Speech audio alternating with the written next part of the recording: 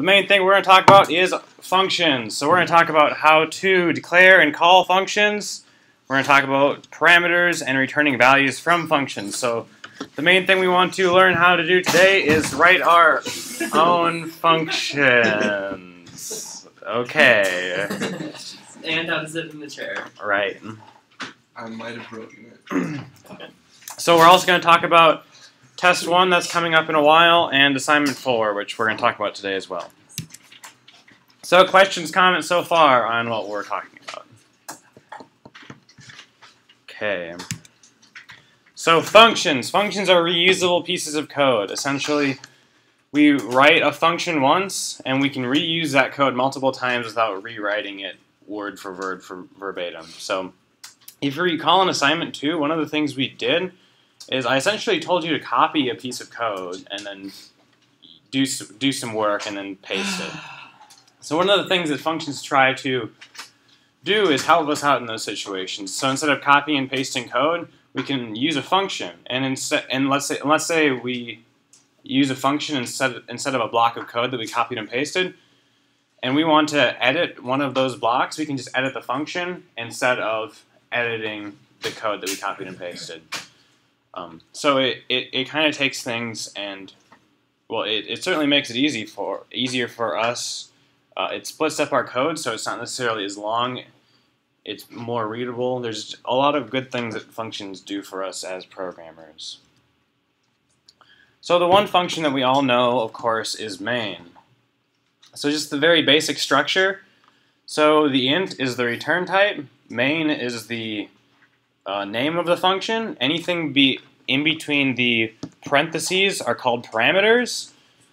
Execution begins at the left bracket, and execution ends at the right bracket. Now when we say return type integer, that means that when we say return, that return, whatever comes after return, is expected to be an integer. So we could say return 1, return 2, return 100, anything that is actually an integer. Yeah, we'll continue on. So looking at another function that we've talked about before, that's not where I wanted to go. We talk about printf a lot in this class so far. Do I have this bar.c? That's not good.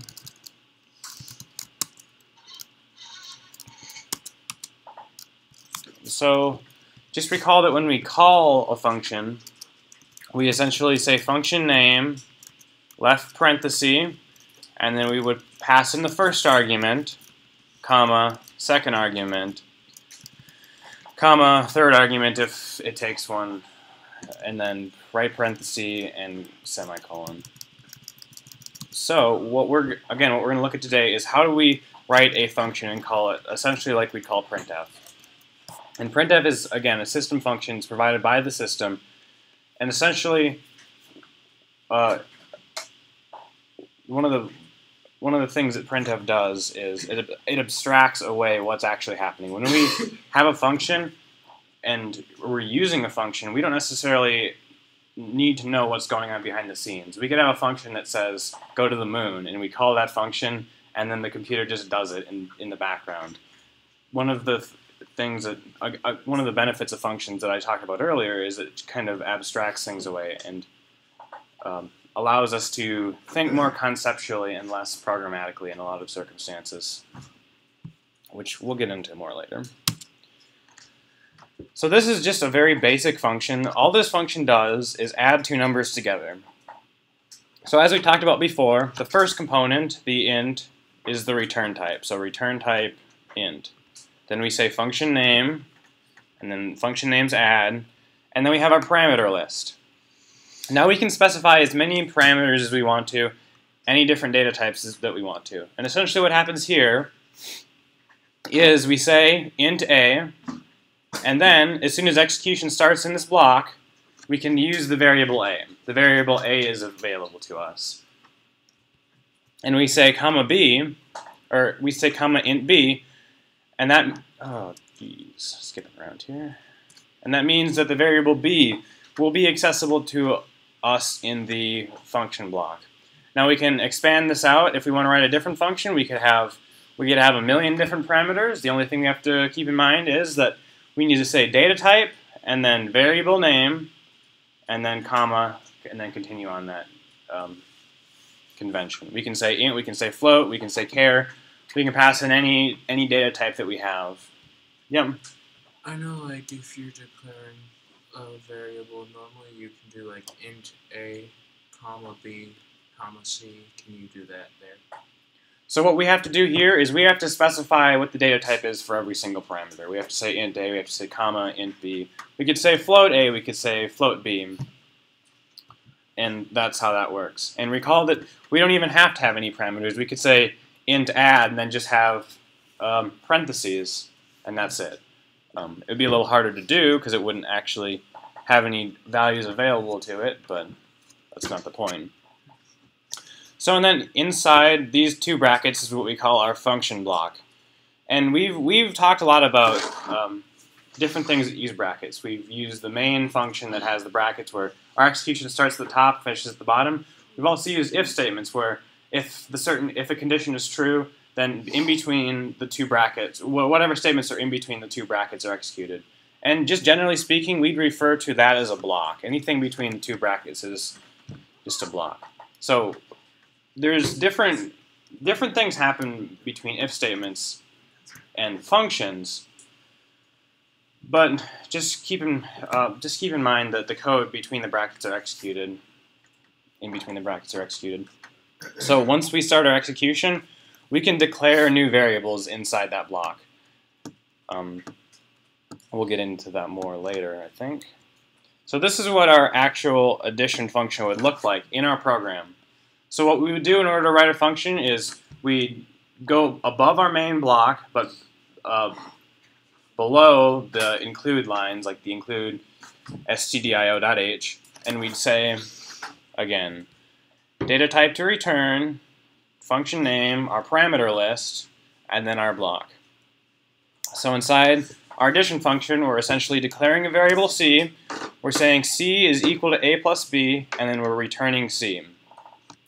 And then, in our main block, we're declaring int a equals 1 and b equals 2, and then a third variable called res. And recall that we can string together our declarations of same variable types just with commas, if you don't recall that.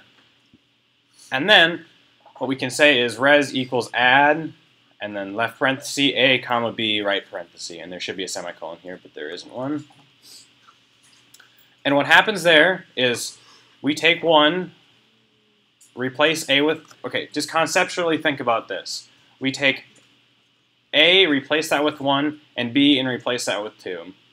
Then, so we start at the very top. We declare a and b and set them to equal 1 and 2 and res. And then our program goes down a line, it sees this add, and then it jumps up to the add function. So now we're right at this line. So at this point, a is equal to 1 and b is equal to 2. Now, one thing to keep in mind is that these variable names don't have to match the variable names that you're passing in. This could be first and this could be second.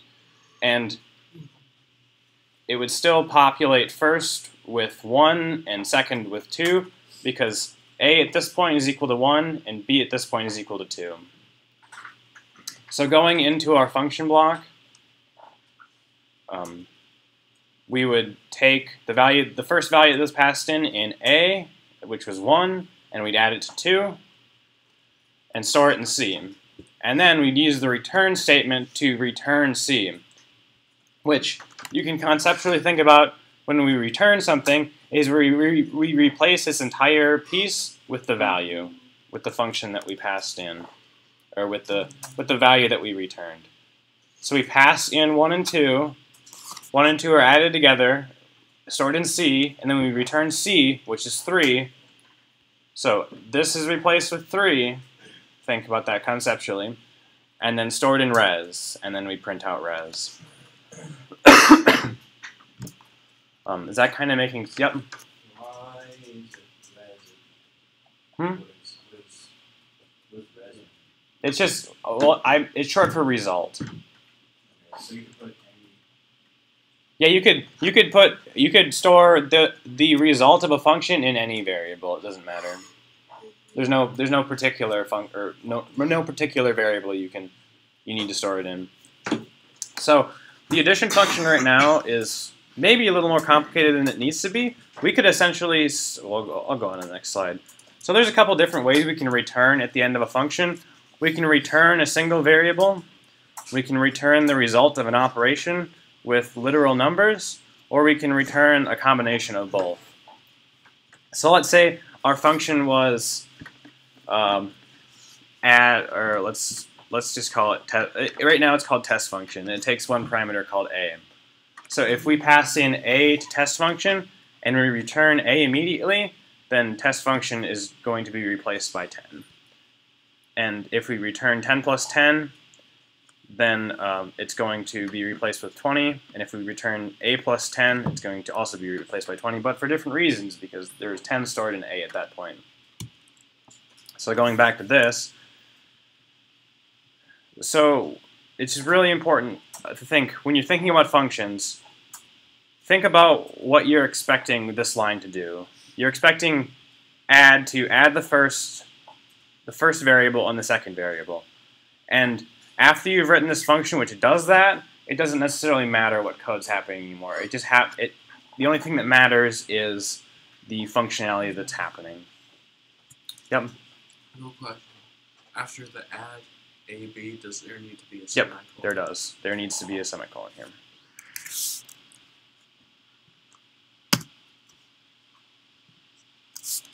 Semicolon. So, we talked about before, so our return type was supposed to be a data type that we've talked about so far, and that's int, char, or char, char, I don't know how I usually say it, float. No, and those are the return types we can use, because those are the variable types we can use. But there's also a third return type called void. And essentially what void says is that we aren't returning anything. Our function does work, but it doesn't really return anything. So recall that we can say return type, then function name, left parenthesis, parameter list, right parenthesis, and then our statement block and any statements inside there. So if we want to have a function that doesn't return anything, that doesn't produce any value, we can just say void and say void hello. And what this function does is just calls puts and says hello. We could say, for instance, let's say we wanted to make a menu that had a bunch of different options.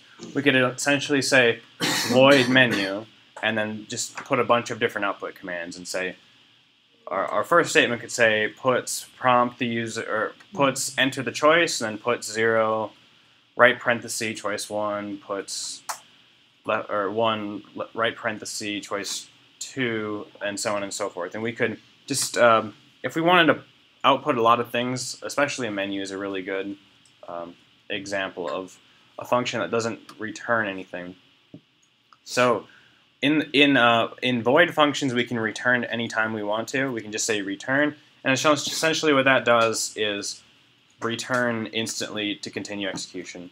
So if our program was like, so I'll just write it out here quick. Void hello,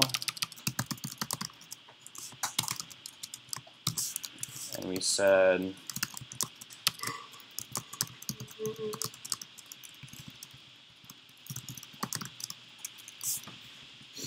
what's going to happen is when we call hello like this, its program execution is going to jump up here, and it's going to run the statements inside the statement block.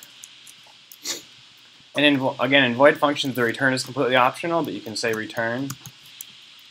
And what that does is when you call the function, you start at the top of the brackets, you continue down, you see this return, and you immediately jump back to continue executing the program in main. So that means that we can put statements after the return, and they'll never be executed, because when we say return, program execution immediately continues on after where we called the function. So just a couple of things to keep in mind. we also we can also that's not what I want. We can also put if statements inside functions. We can essentially put anything inside functions that we've previously put inside functions. Yeah. So after the return, nothing will. No. And actually, I believe this program will give an error. That's not what I want. That's not what I want.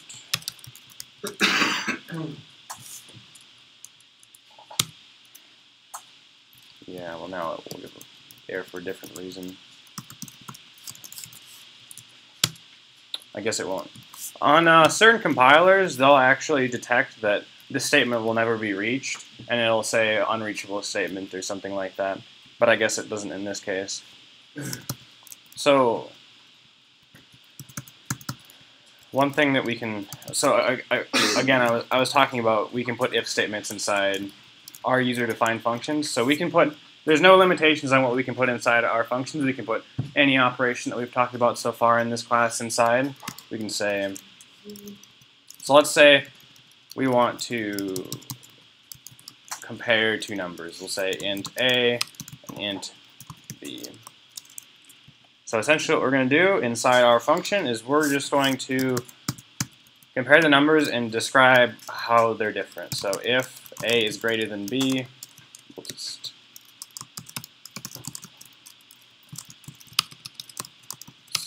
output that A is greater than B.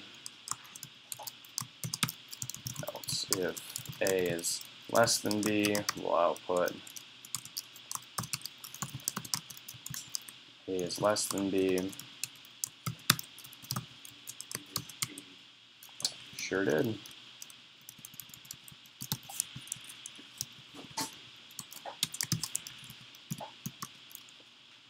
Otherwise, A is equal to B.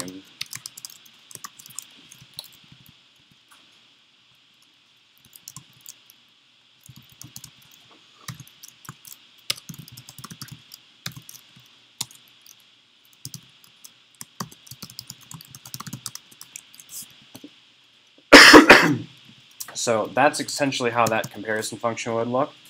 So in this case, so the first parameter is first, which is 1, and the second parameter is second, which stores the value 2. When we go up here, at the top of our block, A will be set equal to 1, and B will be set equal to 2. Yep. You can put in the main function, you put the one inside this.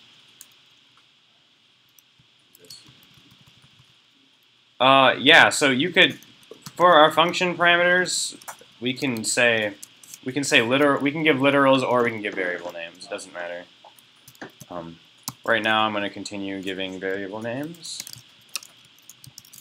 But we could replace this with a literal 1, and we could replace this with a literal 2 as well. So starting our function, when you say CMP first second, we start up here, we set A equal to first, and we set B equal to second. And so at this point, A is 1 and B is 2.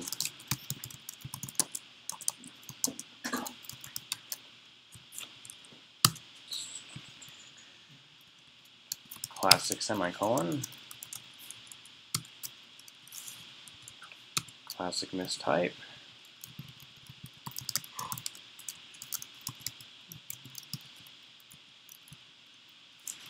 Classic not knowing how to computer. I also love the classic.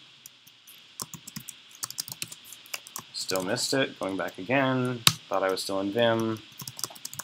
Still messed up. Oh gosh. I'm doing bad today, guys.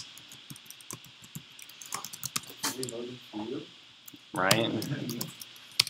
So this should output A is less than B because A is equal to 1 and B is equal to 2.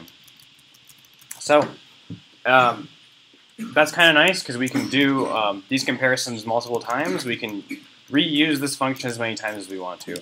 We can, let's go back and let's compare actual literals. We'll compare we'll compare 10 and 10 and 20, and then we'll compare 20 and 10.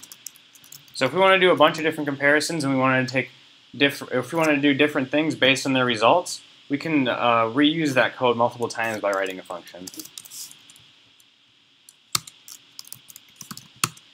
So we can see there's a bunch of different comparisons, and that's that. So that's our void function. Doesn't take any action, it just outputs, or it does take action, but it doesn't return anything. So functions are kind of tricky at times. There's a bunch of different functionality that they possess. So a couple of tips that I have. Variables passed in are not modified. So going back to this program, if I say if I say any time in our block, let's go to the end so it doesn't change anything. If I say a equals 10, or let's make it a little more obvious. Let's set a equal to 100. When program execution continues on, first never changes. First is not set to 100. Essentially what happens is the variables that we use, the int a and b, only exist right here. As soon as the function is done executing, they disappear. Their value doesn't exist anymore. So we can manipulate those variables as much as we want to, but it won't change it won't change the variables that we passed in. So after the comparison function, first will still be 1 and second will still be 2. There's no change based on those variables. So different kinds of data can be passed into a function so long as the call matches the declaration. So we can accept different variables. We can say float. We can say float again. We can say char. See, that doesn't. We can do any different data types we want to. It's not just limited to one data type. We can say as many data types as we want to, as many variables as we want to. It's again not limited at all. But what does matter is that we provide all of the variables that the function is looking for. If we say this right now, we're passing in first, which is an integer, and second, which is an integer. This function isn't going to work because it expects one integer, a floating point number, and a character. So just compiling this, we should see it's going to say error, too few arguments to function CMP. So the compiler is not going to let us compile that code because the function we're using down here doesn't match the function we're using up there. And in order to get this to work right, we would say